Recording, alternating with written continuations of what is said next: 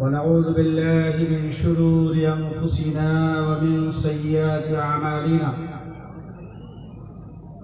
من يهده الله فلا مضل له ومن يضلله فلا هادي له ونشهد أن لا إله إلا الله ونشهد أن سيدنا وسندنا ونبينا وحبيبنا ومولانا محمدا عبده ورسوله أما بعد أعوذ بالله من الشيطان الرجيم بسم الله الرحمن الرحيم يا أيها الناس إنا خلقناكم من ذكر وأنثى وجعلناكم شعوبا وقبائل لتعارفوا إن أكرمكم عند الله أتقاكم وقال الله تبارك وتعالى أيضا من قتل نفسا بغير نفس أو فساد في الأرض فكأنما قتل الناس جميعا ومن أحياها فكأنما أحيا الناس جميعا صدق الله العظيم وقال النبي صلى الله عليه وسلم خير الناس من ينفع الناس وقال النبي صلى الله عليه وسلم الخلق عيال الله وقال النبي صلى الله عليه وسلم من لم يرحم صغيرنا ولم يوقر كبيرنا فليس منا او كما قال عليه الصلاة والسلام। आज के इस बावकार और रूह परवर इजलास दस्तार बंदी के सदर आले कद्र काबिल एहतराम हजरात उलमाए किराम बुजुर्गान मोहतरम नौजवान साथियों पर्दे नशी हमारी ख़वातीन और इस मशहूर मारूफ आबादी नंदन छपरा और कुर्ब जवार के हमारे बिरादरान वतन, आज का ये इजलास जो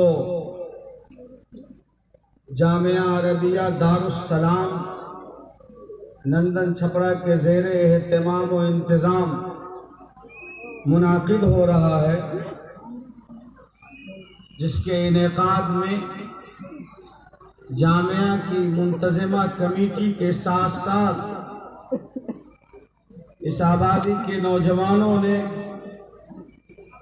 और इस आबादी के तमाम लोगों ने बिला इख्तिलाफ मसलक व मजहब और बिला इख्तिलाफ बिरादरी जिस अंदाज में हिस्सा लिया है और इस इजलास को कामयाब करने के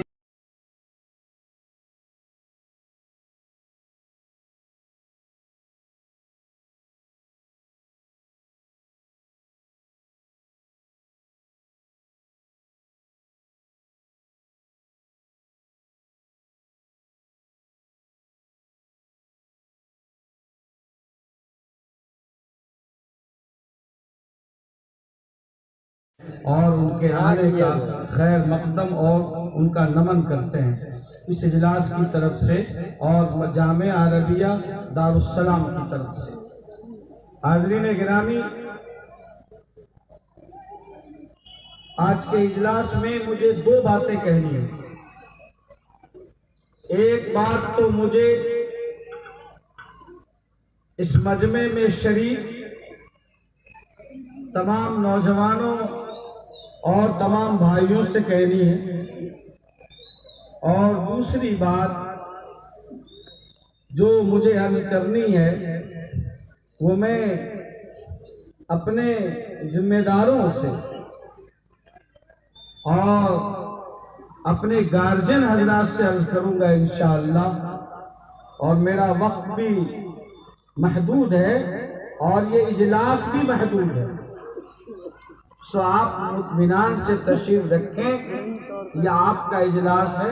माशाअल्लाह जिस सुकून के साथ आप सब हैं, वाक़ईतन आपका सुकून और आपकी ये मोहब्बत और आपकी ये इनायत अंदाज़ा हो रहा है कि आप सब बहुत ही क़ल्बी लगाव रखते हैं इदारे से, और आप सबों में जो इत्तेहाद और मोहब्बत है आप सब उसकी बोलती हुई तस्वीर है। अल्लाह कबूल फरमाए।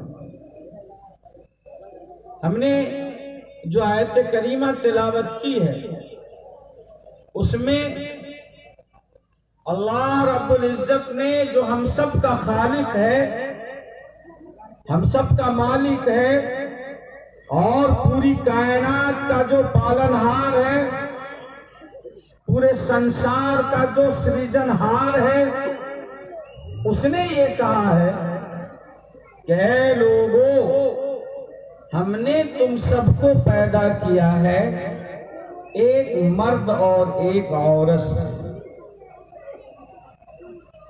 इसमें खास बात यह है कि पवित्र कुरान में और मुकद्दस किताब में ये बात कही गई है कि ऐ लोगों, हमने तुम सबको पैदा किया है एक मर्द और एक औरत से। ये नहीं कहा कि ऐ मुसलमानों, ऐ अरब वालों, हमने तुमको पैदा किया एक मर्द से और एक औरत से। ये नहीं कहा कि ऐ फला कम्युनिटी के लोगों और ऐ फला कबीला वालों और ऐ फला जिला वालों और ऐ फला सूबे वालों, हमने तुम सबको पैदा किया एक मर्द और एक औरत से। बल्कि अल्लाह पाक ने और खालिक व मालिक ने, जिसे हम मुख्तलिफ नामों से पुकारते हैं लेकिन नतीजा वाहिद है, और वो ये है कि अल्लाह जो पूरी कायनात का पालनहार है और हम सब का रखवाला है, हम सब का खालिक है, हम सब का सृजनहार है, जो इंसानों का, जानवरों का, जमादात का, नबातात का, पहाड़ों का, दरियाओं का, जिन्नातों का, इंसानों का, कायनात के एक एक जर्रे जर्रे का जो पैदा करने वाला खालिक है, मालिक है, वो सिर्फ एक है जिसे हम अल्लाह कहते हैं, जिसे हम खुदा कहते हैं। हमारे भाई उसे ईश्वर भी कहते हैं, गॉड भी कहते हैं, और न जाने कितने नामों से पुकारते हैं। नतीजा एक है, कुल हु अल्लाहु अहद, अल्लाह एक है, उसका कोई मुकाबिल नहीं, उसका कोई हम पल्ला नहीं, उसका कोई वजीर नहीं, उसका कोई नजीर नहीं, उसके कोई जैसा नहीं, उसका कोई मिसाल नहीं, उसकी कोई वसील नहीं। वो एक था, एक है, एक ही रहेगा। कोई इंसान उसके बराबर नहीं हो सकता। वो अपने कामों में किसी का मोहताज नहीं है। वही अल्लाह हम सब का खालिक मालिक है। मुसलमानों का भी वही अल्लाह खालिक है, ईसाइयों का भी वही खालिक है, वही पैदा करने वाला है। यहूदियों का पैदा करने वाला भी वही है, पारसियों का पैदा करने वाला भी वही है, हिंदुओं का भी पैदा करने वाला वही है।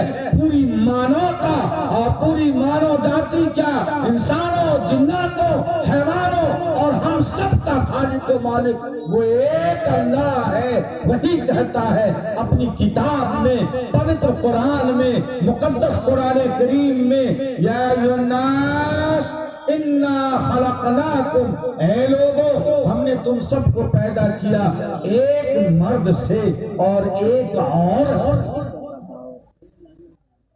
इसलिए हमारा इसमें कोई इख्तिलाफ नहीं है कि पूरी कायनात, पूरी मानवता और पूरी इंसानियत सबकी पैदाइश एक मर्द और एक औरत यानी हजरत आदम अलैहिस्सलाम और हजरत हव्वा अलैहिस्सलाम से हुई है। और आगे अल्लाह ने फरमाया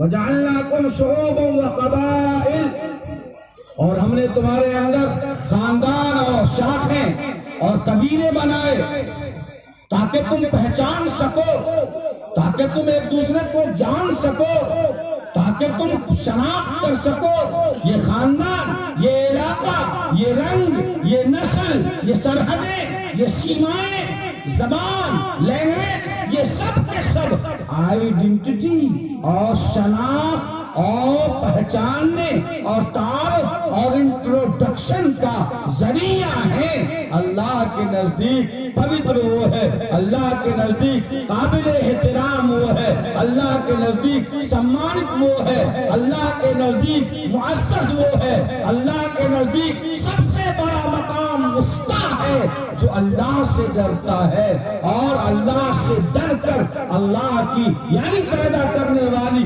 खालिक और मालिक यानी सबका सृजनहार जो है वो एक अल्लाह जो उसकी बात मानता है।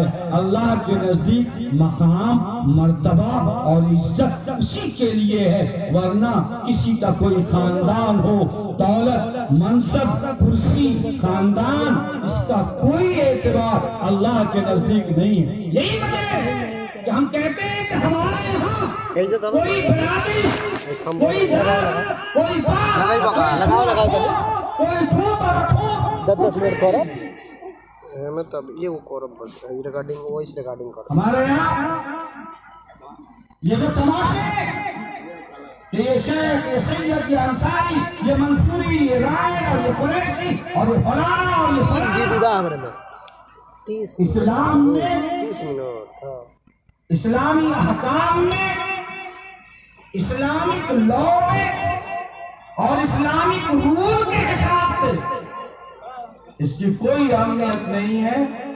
हम कुछ नहीं है, नाम शेख है, नाम सैयद है, ना अंसारी है, ना मंसूरी है, ना राय है, ना फला है, ना ढिका, हम कुछ नहीं है। हम सब मुसलमान हैं और हम सब गुलाम मुस्तफा हैं, इसके अलावा कुछ नहीं।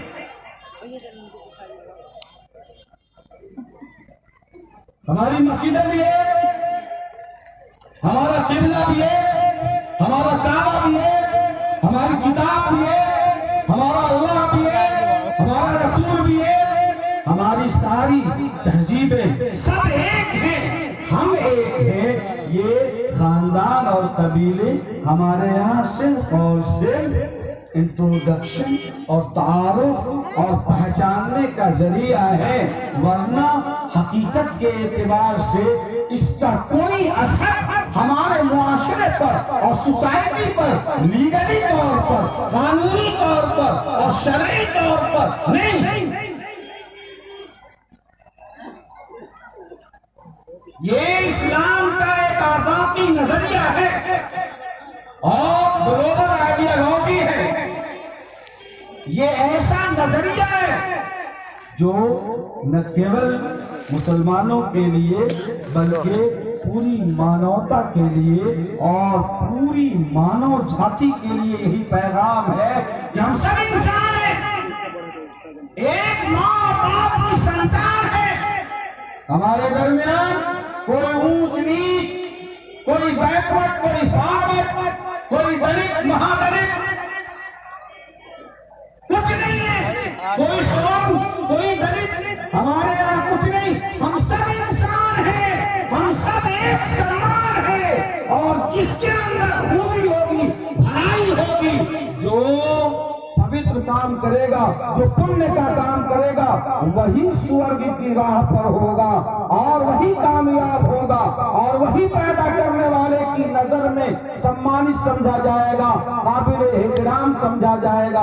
आइए, इसका प्रूफ ये है कि हमारे यहाँ मस्जिद है, मस्जिद में नमाज वही पढ़ाएगा जो कुरान का ज्ञान रखता हो, जिसके पास अल्लाह के अहकाम का इल्म हो, चाहे वो आदमी गांव के रिक्शा चलाने वाले का बेटा क्यों नहीं हो, चाहे वो ठेला खींचने वाले का बेटा हो, चाहे वो मामूली काश्तकार का बच्चा हो, गांव का चौधरी और गांव का जठरिया और गांव का जमींदार और गांव का प्रधान भी उसी के पीछे नमाज पढ़ेगा।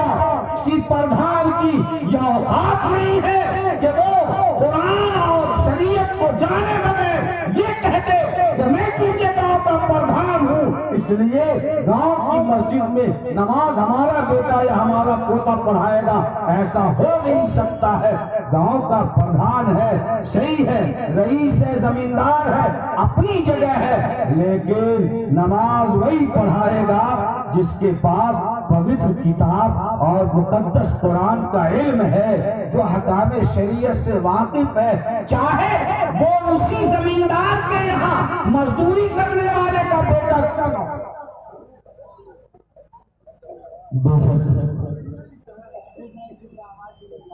फटा हाल आदमी, कपड़े फटे हुए, गंदे मैले कुचेले,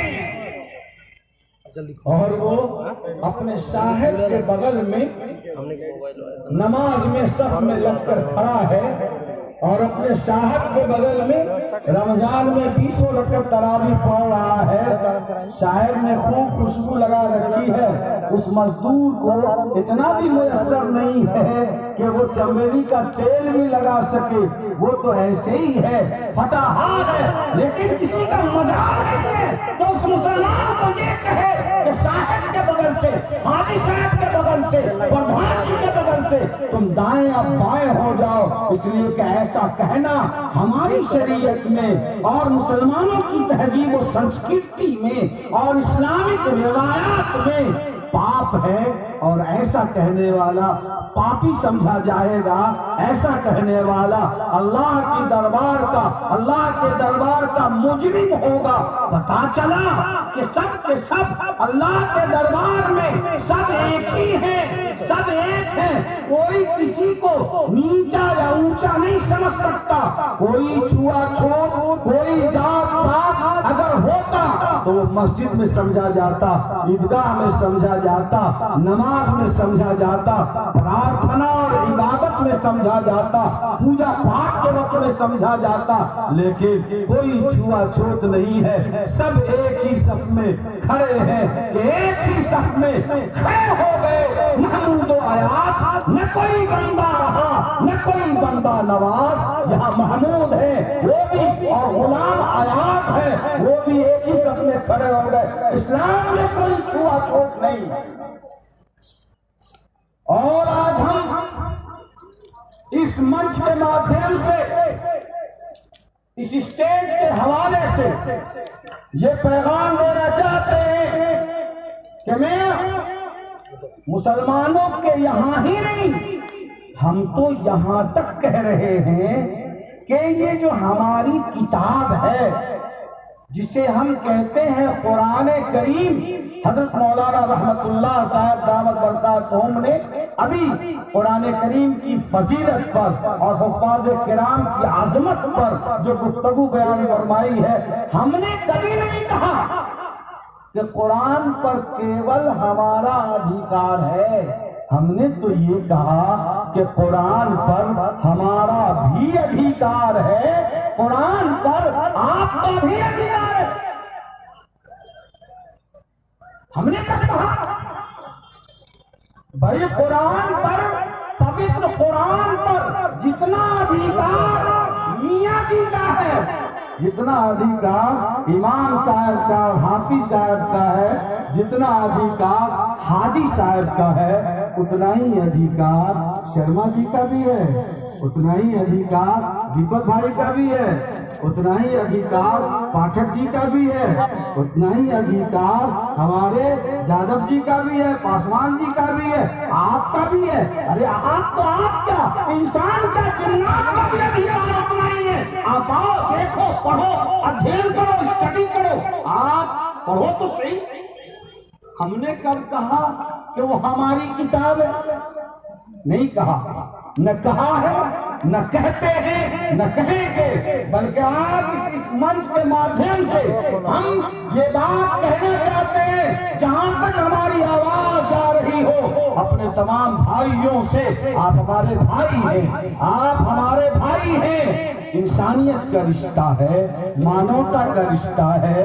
भैया प्रार्थना करो, अगर आपको सूट करता है आप अपने ढंग से करो, हम तो अल्लाह के सामने सर झुकाते हैं और हमारा ये पैगाम है, कुल अल्लाहु अहद, अल्लाह एक है, वही सबका सृजनहार है, उसी ने सृष्टि को रचा है और वही खालिक कायनात है। हम ये कहते हैं उसका कोई शरीक नहीं, हम किसी पर फोर्स नहीं करते, हम किसी पर दबाव नहीं डालते, हम किसी पर प्रेशर नहीं डालते, हम जबर नहीं करते, हम जबरदस्ती नहीं करते। हमारा मानना है कि जबरदस्ती करके धर्म परिवर्तन कराना केवल न सिर्फ ये के अपराध है, बल्कि इस्लामिक रूह से ये नाजायज भी है और हराम भी है। ला इक्राह फिद्दीन, क़द तबय्यन रुश्द मिनल ग़य।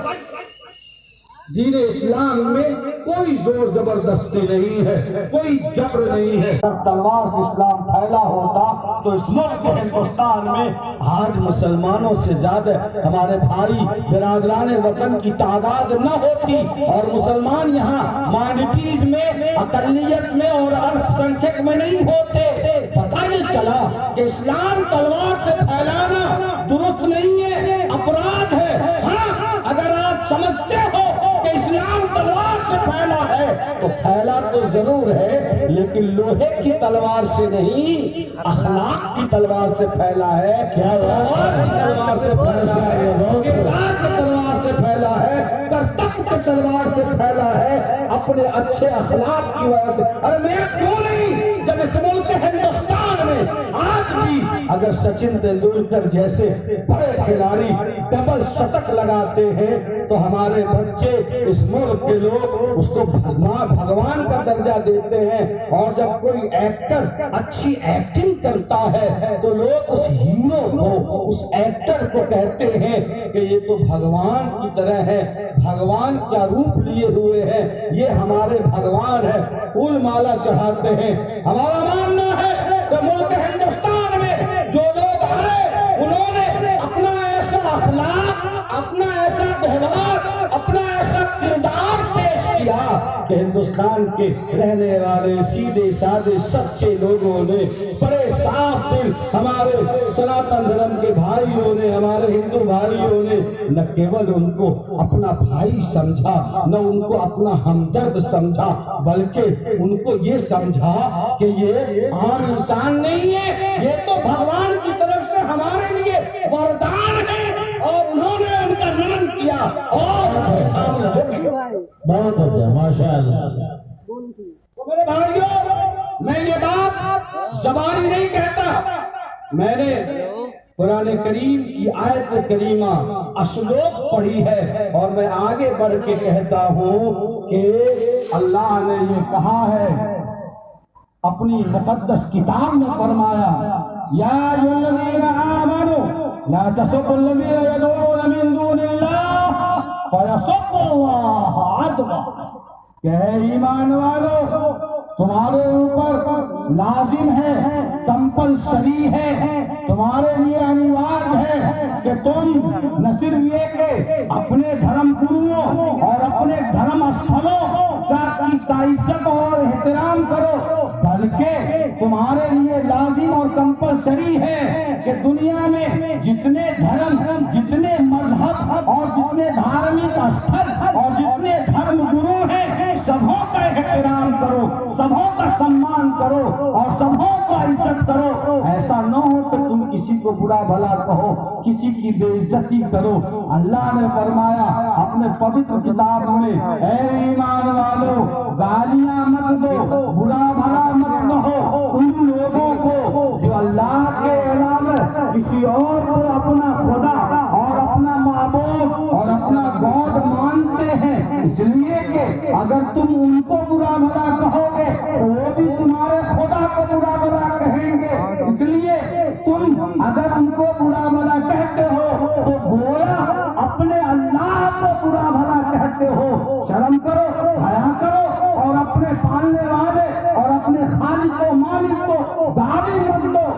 चला कि हर धर्म का, हर धर्म के धर्म गुरुओं का और हर धर्म के धर्म धार्मिक स्थलों का, मंदिरों का, गिरजाघरों का, गुरुद्वारों का एहतराम करना हमारा धार्मिक कर्तव्य है और हमारा अखलाकी फरीज़ा है। हम न सिर्फ के धर्म गुरुओं का एहतराम करने का संदेश देते हैं अपने नौजवानों को, बल्कि ये कहते हैं कि ये हमारा इस्लामी फरीज़ा है और हमारे प्रोफेट मोहम्मद सल्लल्लाहु अलैहि वसल्लम ने हमको यही संदेश दिया है और मार्केट में हमारा यही व्यवहार होना चाहिए।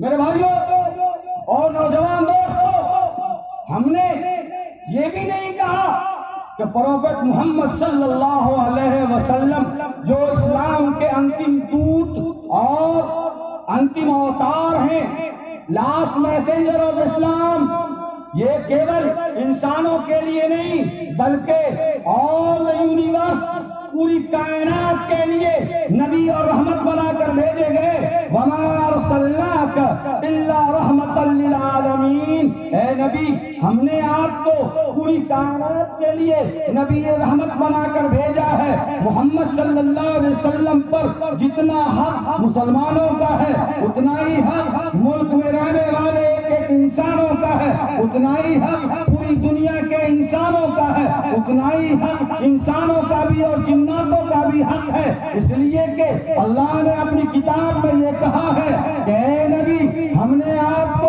पूरी कायनात के लिए रहमत बनाकर भेजा है। किताब में ये नहीं कहा कि ऐ नबी हमने आपको अरब वालों के लिए रहमत बनाया, हिंदुस्तान वालों के लिए रहमत बनाया, अमेरिका वालों के लिए रहमत बनाया, हमने इंग्लैंड और कनाडा वालों के लिए रहमत बनाया।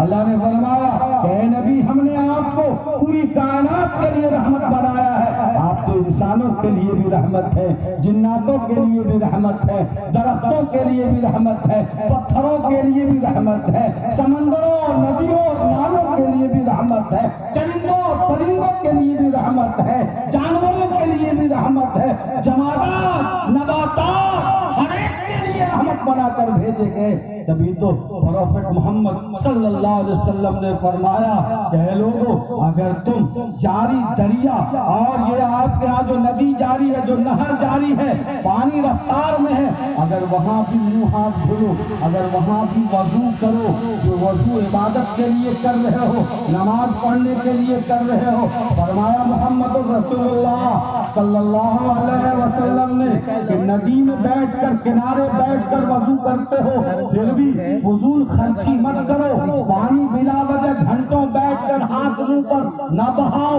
ला तुसरिफिल मा वलौ कुंता अला नहरिन जारिन, फजूल खर्ची मत करो, पानी बिला वजह इस्तेमाल मत करो, अगरचे तुम बहने वाली नदी के किनारे बैठ के वजू कर रहे हो।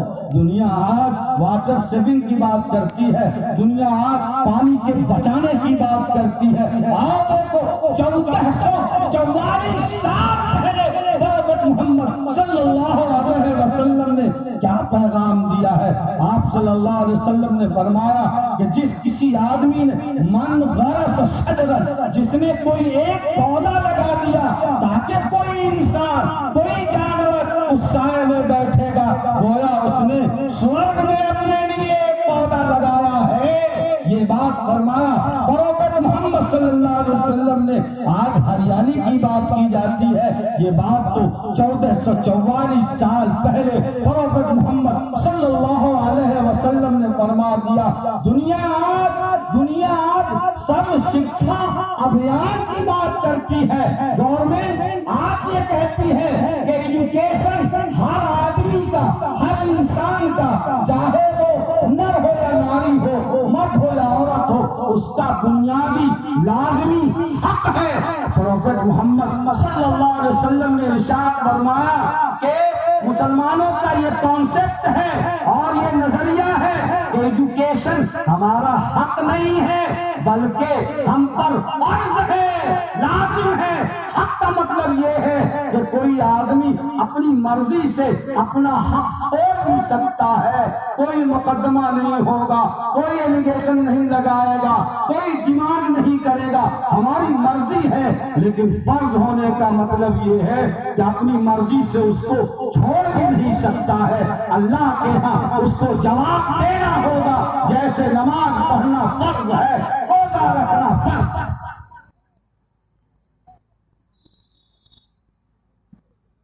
हमने कभी नहीं कहा कि मोहम्मद सल्लल्लाहु अलैहि वसल्लम सिर्फ मुसलमानों के लिए है। आइए, आपके नबी हैं, जैसे मियाँ जी, जैसे हाजी साहब, जैसे इमाम साहब, जैसे मुल्ला जी, वैसे ही पंडित जी का भी उतना ही हक है। और प्रोफेट मोहम्मद सल्लल्लाहु अलैहि वसल्लम उनके भी रसूल हैं और उनके लिए भी मैसेंजर ऑफ गॉड हैं और वो अल्लाह के दूत हैं। शर्मा जी का भी उतना ही हक है जितना शेख जी का है। अंसारी साहब का जितना हक है उतना ही हक पाठक जी का भी है। हर इंसान का हक है। और जरा देखिए तो सही कि मोहम्मद सल्लल्लाहु अलैहि वसल्लम की शान में क्या कहा। डॉक्टर महेंद्र सिंह बेदी ने फरमाया कि हम किसी दीन के हो पायले किरदार तो हैं। हम किसी दीन से हो, हम किसी दीन से हो पायले किरदार तो हैं। हम सना खान शहे हैदरे कर्रार तो हैं। नाम लेना है मोहम्मद के परिस्तार तो हैं। यानी मजबूर ब अहमद मुख्तार तो हैं। इश्क हो जाए किसी से, इश्क हो जाए किसी से, कोई चारा तो नहीं, सिर्फ मुस्लिम का मोहम्मद पे इजारा। इश्क हो जाए किसी से, कोई चारा तो नहीं, सिर्फ मुस्लिम का मोहम्मद पे इजारा तो नहीं। ये बात हमारे हजरत मौलाना रफीकुल मन्नान साहब ने नहीं कही है। ये बात हमारे मौलाना इब्राहिम साहब ने नहीं कही। ये बात जामिया के नायब मोहतमिम ने नहीं कही। ये बात मुफ्ती शहीद साहब ने नहीं कही। ये बात डॉक्टर महेंद्र सिंह बेदी ने कही है।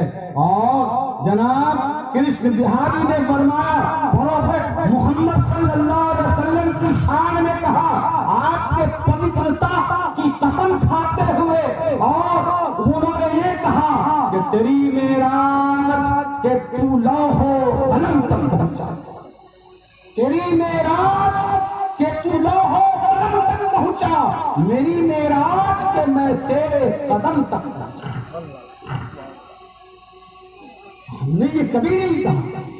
हम आज जामिया अरबिया दारुस्सलाम के इस स्टेज पे बहैसियत काज़ी वाला शरिया ये ऐलान करते हैं कि हमारे जामिया का दरवाजा इस मुल्क के हर इंसान के बच्चे के लिए खुला हुआ है। आप आइए तो सही, आप पढ़िए तो सही, आप देखिए तो सही। आप दूर दूर क्यों भागे हुए हैं? अरे मदरसे का दरवाजा वहां है, आप नहर पर बैठकर गप्पे मार रहे हैं। आप प्लीज आइए, हम वेलकम करने को तैयार है। आप अगर मोहब्बत से आएंगे, ये हमारे उलमा, ये हमारे धर्म गुरु, ये उलमा और हुब्बार, ये आपके कदमों में रुमाल बिछाने को तैयार हैं। आप आइए। हमने ये नहीं कहा कि आप बाय फोर्स कुरान पढ़ो, कभी नहीं कहा। आपकी मर्जी, आप पढ़िए, आपका हक है, हम फोर्स नहीं कर सकते। लेकिन अपनी आंखों से देखिए तो सही कि ये मौलाना लोग आखिर बच्चों को पढ़ाते क्या है? लेकिन ऐसे बदनज़मी होता है। ये मदरसे में खिलाते कहाँ से है? ये मदरसे में लाते कहाँ से है? Lodging free, fooding free, education free, tuition free, ये कहाँ से ला रहे हैं? ये इनकी तो अपनी औकात नहीं है और ये कहाँ से लाखों लाख लाएंगे? ये कब पता चलेगा? प्लीज तशरीफ लाइए, पधारे। हम दिल बिछाए खड़े हैं आपके समक्ष। हुजूर आया जाए, पधारा जाए। देखिए, विराजिए हमारे यहाँ। देखिए मतबख कहाँ से चल रहा है। लोग कहाँ से ला रहे हैं, कैसे बच्चों को पढ़ा रहे हैं और कौन सी शिक्षा दे रहे हैं। अरे हम तो सिर्फ आसमान से ऊपर और जमीन से नीचे की बात करते हैं ना, हमें बीच वाली बात करने का मौका करो। आप आइए, देखिए, धर्म ठीक हो जाएगा और नफरतों का जहर बांटने वाले जो जहर बांट रहे हैं, सारा जहर 1 मिनट में काफूर हो जाएगा। प्लीज आप आइए तो सही, हमारे दरवाजे आपके लिए खुले हुए हैं। हमारी मस्जिदें, हमने कब कहा कि आप आके हमारी तरह नमाज पढ़ो, लेकिन मस्जिद हमारा घर नहीं है, ये अल्लाह का घर है, ये तो ऊपर वाले का घर है। आप चाहे ऊपर वाले को अल्लाह कहें, खुदा कहें, भगवान कहें, ईश्वर कहें, ओम कहें, गॉड कहें, ये आप पर डिपेंड करता है। हम फोर्स नहीं करेंगे आपको कि आप क्या कहिए। जिस नाम से भी पुकारिए, सारे पवित्र नाम उसी के लिए है। प्लीज आप हमारी मस्जिदों में आइए, नमाज पढ़िए न पढ़िए, लेकिन हमारे इमाम क्या कहते हैं जुमा की तकरीर में, हमारे मुल्ला, हमारे मौलाना अपनी तकरीर में क्या बयान देते हैं, क्या वक्तव्य देते हैं, कम से कम उनको सुनकर समझ में तो आएगा कि ये मानवता का शिक्षा दे रहे हैं या ये फिरका परस्ती या सांप्रदायिकता की बातें कर रहे हैं। ये इंसान को पक्का सच्चा इंसान बनाने की बात करते हैं, ये अच्छा इंसान बनाने की बात करते हैं, ऐसा इंसान जिसके सामने धर्म से बढ़कर इंसानियत भी हो, ऐसा इंसान जो सिर्फ नमाज को, रोजे को, हज को और ज़कात को ही केवल इबादत न समझे, बल्कि वो इंसानियत की खिदमत करने को भी अपने लिए उसी तरह से इबादत और पूजा समझे जैसे नमाज को वो इबादत समझता है। यही शिक्षा है प्रोफेट मोहम्मद सल्लल्लाहु अलैहि वसल्लम की मदरसे में इसी बात का ज्ञान प्राप्त कराया जाता है और इसी चीज की शिक्षा और तालीम दी जाती है। फरमाया प्रोफेट मोहम्मद सल्लल्लाहु अलैहि वसल्लम ने खैरुन नास मन यनफउन नास, कि सबसे बेहतर इंसान वो है जो लोगों को फायदा पहुंचाए। ये नहीं कहा, गौर कीजिएगा, ये नहीं कहा कि सबसे अच्छा इंसान वो है जो मुसलमानों को फायदा पहुंचाए। सबसे अच्छा इंसान वो है जो नंदन छपरा के फला और फला लोगों को फायदा पहुंचाए। सबसे अच्छा इंसान वो है जो मक्का वालों को फायदा पहुंचाए, मदीना वालों को फायदा पहुंचाए। बल्कि प्रोफेट मोहम्मद सल्लल्लाहु अलैहि वसल्लम का ये संदेश है, उन्होंने फरमाया कि सबसे अच्छा इंसान वो है जो आम इंसानों की भलाई का काम करे, वो सबसे अच्छा इंसान है। उदाहरण ये है कि प्रोफेट मोहम्मद सल्लल्लाहु अलैहि वसल्लम जब मक्का मुकर्रमा से हिजरत करके मदीना मुनव्वरा तशरीफ लाए और मक्का वालों ने आपको निकाल दिया था, मजबूर कर दिया था, कोई गलती नहीं थी, आप तो सब में सच्चे, सब में पक्के थे। सारे अरब के लोग आपको सच्चा, पक्का, अमीन और सादिक कहता था। आप सच्चे हैं, आप अमानतदार हैं। अरब के तमाम चौधरियों को, जिम्मेदारों को जब बुलाया और सबों के सामने आप सल्लल्लाहु अलैहि वसल्लम ने सबसे पहले अपनी जात पेश की और फरमाया, कहे लोगों, मेरे बारे में तुम्हारा क्या ख्याल है, क्या कहते हो? तो सब लोगों ने बैक आवाज ये कहा था कि आप तो सादिक हैं, आप अमीन हैं, हमने आप में बाल के बराबर भी कोई कमी और कोई ऐब नहीं देखा। फरमाया कि अगर मैं कोई बात कहूं तो तुम सब मान लोगे? सब लोगों ने कहा कि बिल्कुल मानेंगे, लब्बैक कहेंगे। प्रोफेट मोहम्मद सल्लल्लाहु अलैहि वसल्लम ने ये पैगाम दिया था, या अय्युहन्नास क़ूलू ला इलाहा इल्लल्लाह तुफ़्लिहू, ऐ लोगों कह दो अल्लाह एक है, हजारों खुदाओं के झमेले से निकलकर एक अल्लाह को मान लो कि ये एक सजदा है जिसे तू गिरा समझता है, हजार सजदों से देता है आदमी को नजात, आओ एक अल्लाह को मान लो। तो जिन लोगों ने कहा था कि पूरी जवानी और पूरा बचपन हमारी आंखों के सामने है, हमने आप में कोई ऐब नहीं देखा, इन्हीं लोगों ने कहा। सबसे पहले खानदान का आदमी उठा, खानदान का आदमी अबू लहब ने झटक के कहा तब्बल लका लिहाजा जमाअतना, तबाह हो जाए, बर्बाद हो जाए, इसीलिए मुझे बुलाया था। खालिक कायनात को जला रहा और फरमाया, हज़रत जिब्रील को भेजा और कहा कि कहो उस बदतमीज अबू लहब से तब्बत यदा अबू लहब, मेरा हबीब ज़ाहिर नहीं होगा, मैं अबू लहब तू तबाह हो जा, तेरी दौलत तबाह हो जा, तेरी बीवी तबाह हो जा, तेरा खानदान तबाह हो जा। और फरमाया कि तबाही का ये मुहर क़यामत तक आने वाले तमाम मुसलमान तिलावत करते रहेंगे। तब्बत यदा अबी लहब व तब्ब मा अग़ना अन्हु मालुहु व मा कसब। बिलाखिर मैं कह नहीं रहा था कि रसूलुल्लाह सल्लल्लाहु अलैहि वसल्लम को बस एक खता पे शेवा है मेरा हक गोई, बस एक खता पे शेवा है मेरा हक गोई, सलीम ताक में जिंदा मेरी तलाश में है, सिर्फ ये पैगाम देने की पादाश में मोहसिन इंसानियत जनाब मोहम्मद रसूलुल्लाह सल्लल्लाहु अलैहि वसल्लम को मक्का से मदीना हिजरत करना पड़ा था। भरपूर वाक़या तवील है। हिजरत करके जब मदीना आ गए तो मक्के में खुशहाली हो गई, बारिश बंद, जानवर मरने लगे, लोग तड़पने लगे, माँ के सीने के दूध खुश्क हो गए, बच्चे बिलखने लगे। तो उसी मक्का से सरदारों की एक जमात मदीने आई और प्रोफेट मोहम्मद सल्लल्लाहु अलैहि वसल्लम की खिदमत में हाजिर होकर उन्होंने गुहार लगाई कि मोहम्मद सल्लल्लाहु अलैहि वसल्लम हम सब और हमारे वालिदैन और हमारे आले औलाद आप सल्लल्लाहु अलैहि वसल्लम की अज़मत पर कुर्बान जाए। कहा कि मोहम्मद दुआ कर दीजिए, हमारे यहाँ खुशहाली हो गई है, कहत पड़ गया है, इंसान और जानवर मरने लगे हैं, हम तो तबाह हो जाएं। हम और आप होते तो क्या करते?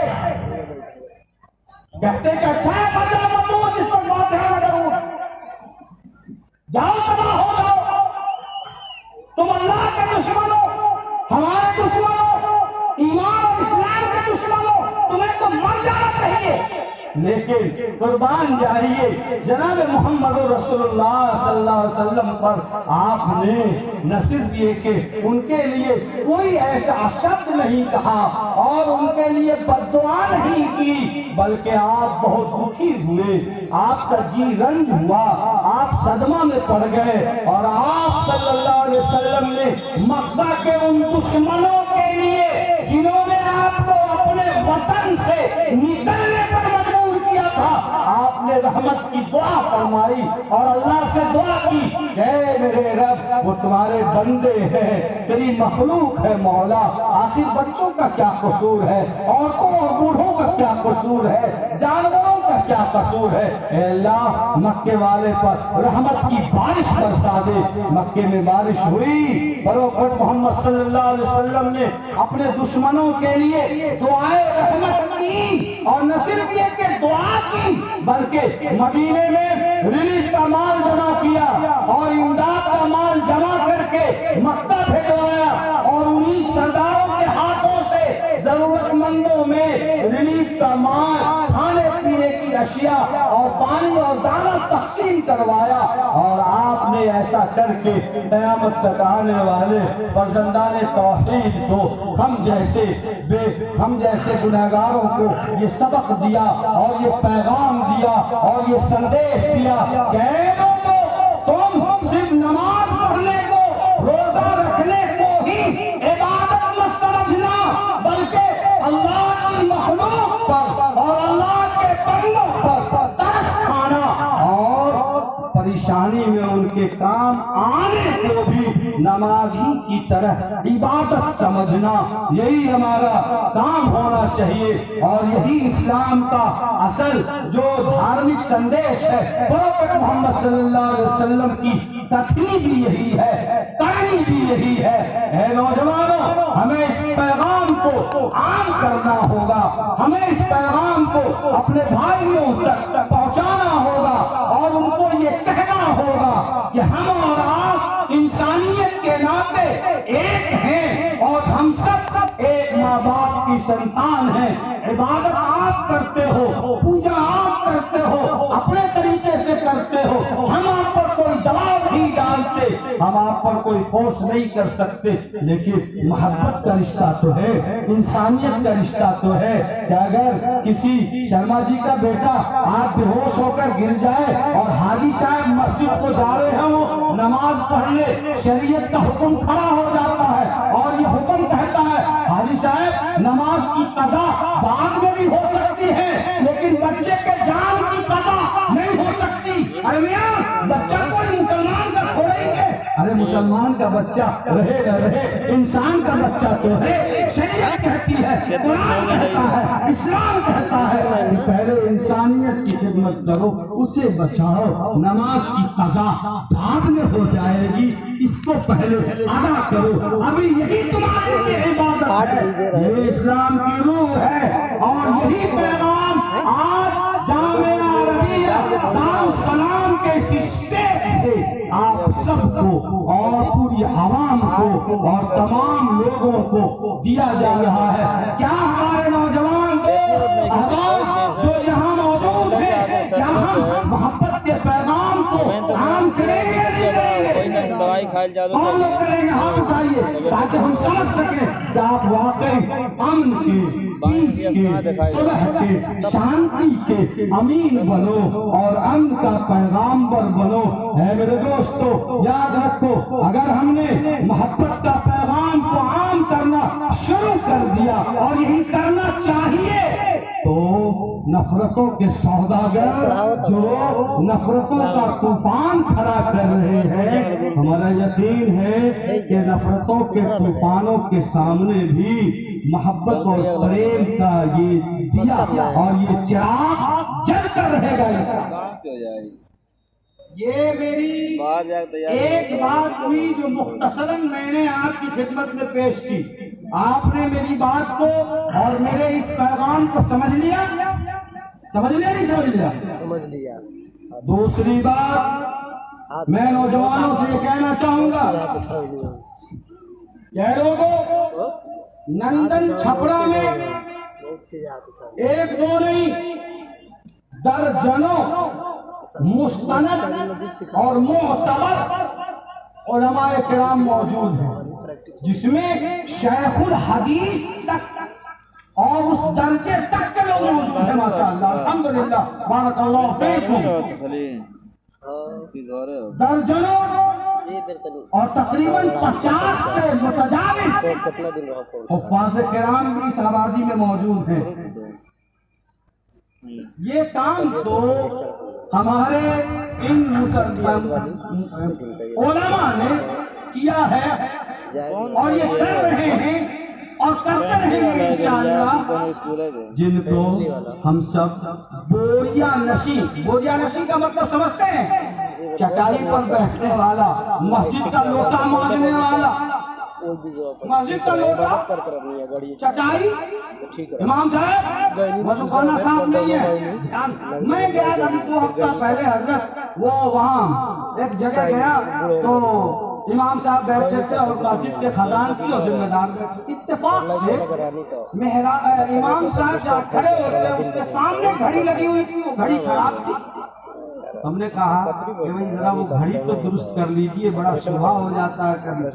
तो सिगरेट ने क्या कहता है कि इमाम साहब की नजर घड़ी पर है, जब तो इनकी नजर तो मोबाइल पर है। हमने कहा आपकी नजर कहाँ रहती है, उसने कहा हम जरा ताकत चाहिए, लाए लगता है इससे काम कम लेते हैं, टाइम टेबल जरा सामने सीधी सीधी बात करते हैं और यही कुछ न कुछ इंसान की जिंदगी का। हमने कहा आपकी नजर कहाँ रहती है, शर्म नहीं आती आपको? वजू खाना भी इमाम देखे, लोटा भी इमाम देखे, नल खराब हुआ वो भी इमाम, और मस्जिद का मोटर भी चलाए इमाम, और घड़ी की बैटरी भी लगाए इमाम, ये इमाम है तुम्हारे घरों का नाम है।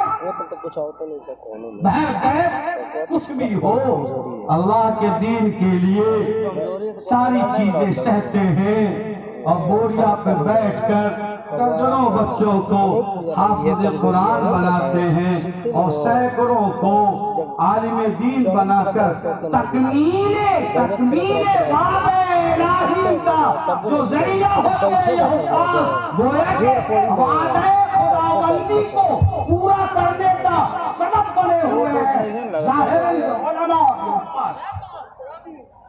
लेकिन यकीनन ईमान की मरम्मत और ईमान की दुरुस्तगी तौहीद और रिसालत की वाक़ियत के लिए जामिया अरबिया दारुस्सलाम जैसे फैक्ट्री का होना, वर्कशॉप का होना, कारखाने का होना जरूरी है नहीं है? अरे बोलो जरूरी है नहीं है? तो जान और माल हर एतबार से अपना ताउन ऐसे कारखाने में दो जहां हमारे बच्चों के ईमान की मरम्मत कराई जाती है। साथ ही साथ नौजवानों, अगर चाहते हो कि इस मुल्क में इज्जत के साथ जिंदगी गुजार सको, वक़ार के साथ जिंदगी गुजार सको, गुलामी की जंजीर से आजाद हो सको, तो कॉम्पिटिटिव एजुकेशन, मुसाबकाती तालीम, आला तालीम में आगे बढ़ना होगा और आला तालीम में आगे जाना होगा। जो मिजाज बना लिया, टाइल्स, मार्बल और सोफा और कुर्सी और ये मोटरसाइकिल और ये बाइक और ये मोबाइल और ये डिंग डांग और ये जो ड्रामाबाजी करते हो, इससे जिल्लत आएगी, इज्जत नहीं मिल सकती।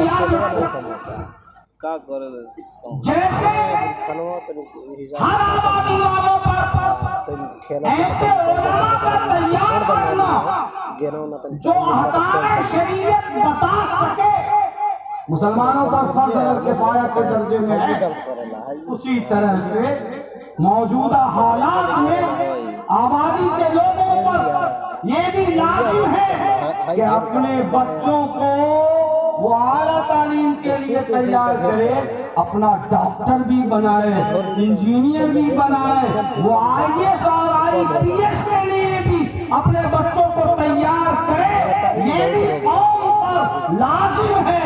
और मैं समझता हूँ कि मौजूदा हालात में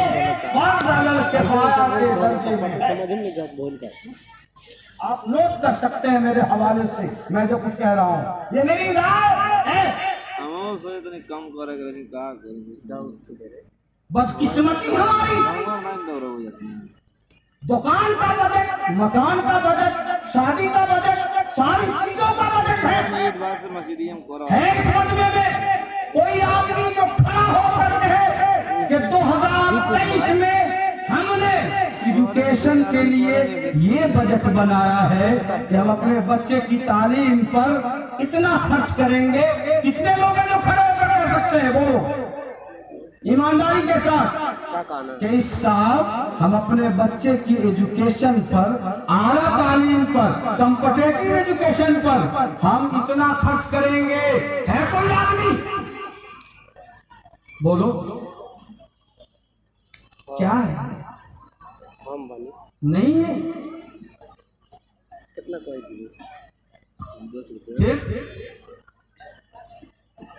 नहीं कर सकते।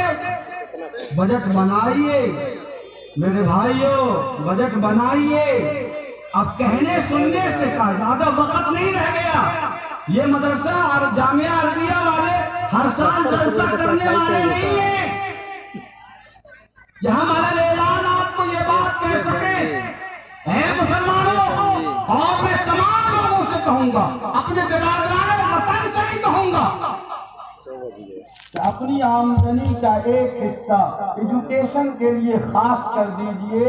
और जैसे हर चीज का बजट बनाते हैं, आप एजुकेशन का भी बजट बनाइए। 2.5 साल हो गए यकीन बाने वरना एक आवासीय प्रमाण पत्र बनाने के लिए दूसरों के सामने हाथ फैलाते फिरोगे और एयरपोर्ट पर अपना बोर्डिंग कार्ड निकालने के लिए कितना दूसरों के पीछे खुशामद करते फिरोगे। आज की दुनिया में कोई आदमी किसी से कोई बात करना नहीं चाहता। मार्च के 4 तारीख की शादी रहे, अब 20 की 22 को लॉकडाउन होने के बाद से सितंबर से अगर चाहते हो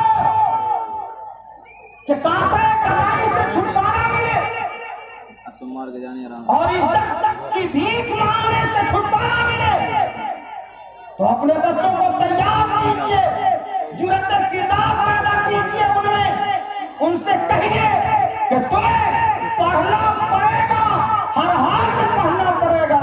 और एसपी साहब की जो कुर्सी है, आने वाले दिनों में उस कुर्सी को जीनत तुम बख्शोगे और इंसाफ के साथ मुल्क की और मिल्लत की खिदमत करोगे। ये बात अपने बच्चों के दिमाग में घुसाओ और जरा चटक मटक पर ध्यान कम दीजिए, अपने रोटी से बोटियों की मिकदार को कम कीजिए, हो सके तो मिर्च और नमक रख लीजिए, लेकिन बच्चों को आला तालीम जरूर दिलाइए।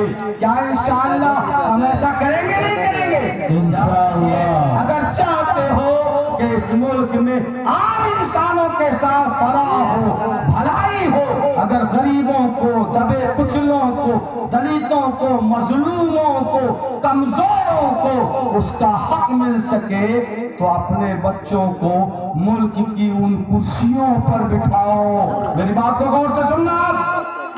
मेरा वक्त खत्म हो चला, मैं ज्यादा देर आज बात नहीं करने वाला। अपने बच्चों को मुल्क की उन कुर्सियों पर बिठाओ जहां से कौमों की तकदीरों के फैसले किए जाते हैं। यकीनन जब क्वालिटी होगी और जब आप में टैलेंट होगा, जब सलाहियत होगी, तो मुल्क का हर आदमी आपके सम्मान में खड़ा होगा।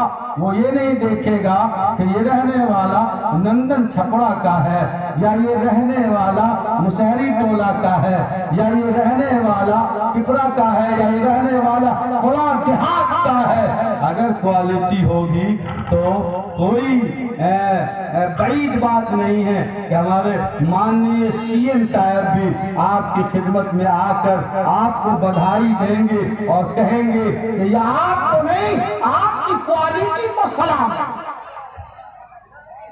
सो तय करो लोगों, मुसलमानों, हमारे सोच की इंतहा है कि टीचर बन जाए। अरे इतना कम में खुश हो, मदरसा बोर्ड में नौकरी मिल जाए, कमेटी में भेजा मुफ्ती, सेक्रेटरी हम, सदर हम बना। अजीब बात है, जहाँ हमारे सोच की इंतहा टीचिंग, हमारे सोच की इंतहा सिर्फ टीचर की नौकरी, हमारे सोच की इंतहा मदरसा बोर्ड की नौकरी, हमारे सोच की इंतहा किसी होटल में मैनेजर बनना नहीं। है नौजवानों, सितारों से आगे जहां और भी है, सितारों से आगे जहां और भी है, अभी इश्क के इंतहा और भी है। जरा ऊपर जाइए, ये आसमान को नजर आ रहा है, ये सब कुछ नहीं है, इसके आगे और भी बड़ा खला है। जरा ऊपर जाओ और अपने अंदर कुव्वत पैदा करो, याद करो कि मुझे बनना है, मुझे आईएएस बनना है, मुझे अपने देश की रक्षा करनी है, और दलितों और गरीबों, पिछड़े हुए लोगों को उसका हक देना है। ये तय करो, आप करो, आप करो। जिन लोगों के बच्चे 9th में, 10th में, 11th में है, 12th में है, वो लोग आज इस महफिल महफिल में इरादा करके जाएं, पुख्ता इरादा करें कि क्या अपने बच्चे को हायर एजुकेशन के लिए प्रमोट करेंगे इंशाअल्लाह। कौन लोग करेंगे? वही लोग हाथ उठाएं, वही लोग हाथ उठाएं जिनका पक्का इरादा हो। और कसम तो नहीं खिलाता, लेकिन आज़म कीजिए कि यकीन मुहक्कम अमल पे हम मोहब्बत पाते हैं आलम। जिहाद जिंदगानी में यह मर्दों की शमशीरें, याज़्म इरादा और आला तालीम ही हमें वक़ार बुलंद अता करेगा।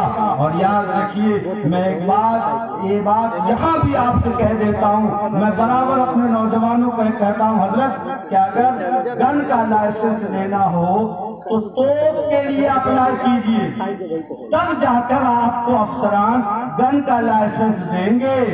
अगर आपने खाली गन के लिए ही अप्लाई किया तो पटाखे का लाइसेंस भी नहीं मिल सकेगा, माफ कीजिएगा।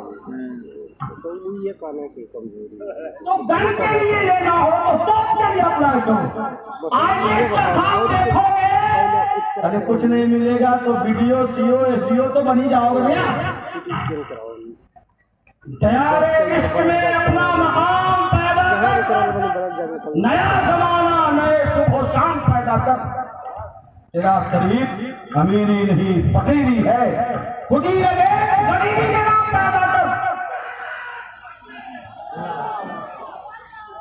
नाम पैदा करो, आज़म करो, इरादा करो, कुछ करो, मुल्क के लिए करो, अपने आप के लिए करो, अपने बाप के लिए करो, अपने खानदान के लिए करो, समाज के लिए करो, आम इंसानों के लिए करो। ये मैंने दूसरी बात आपके सामने। और याद रखो, मुसलमानों का ये कहना कि हमारी गरीबी और बेबसी तालीम से दूरी की वजह है, मैं इसको खारिज करता हूँ और मैं बड़े तजर्बे के साथ कहता हूँ, तालीम से दूरी ये मुसलमानों की बेबसी नहीं है, माफ कीजिएगा, मुसलमानों की बेहिसी है, बेबसी नहीं, बेहिसी है। तो जिसके नबी पर पहली आयत इक़रा की नाज़िल हुई हो और जिसके नबी ने सुफ़ा में बैठकर इल्मे नाफ़े की तालीम दी हो, इल्मे नाफ़े, सुफ़ा वाले चबूतरे पर सिर्फ कुरान ही नहीं पढ़ाया जाता था, कमांडर और जनरल भी बनाया जाता था। हो सकता है पत्थरी सुफ़ा वाले चबूतरे पर सिर्फ हाफिज़ ही तैयार नहीं कराए जाते थे। उसी सुफ़े पर बैठकर गरीब और मजदूर सहाबी को बुलाकर उसके कुल्हाड़े में दस्ता भी लगाया जाता था और कहा जाता था कि जाओ जंगल से लकड़ियां काट कर लाओ और अपने लिए रोजगार खुद पैदा करो, हाँ दस्ते सवाल दराज मत करो।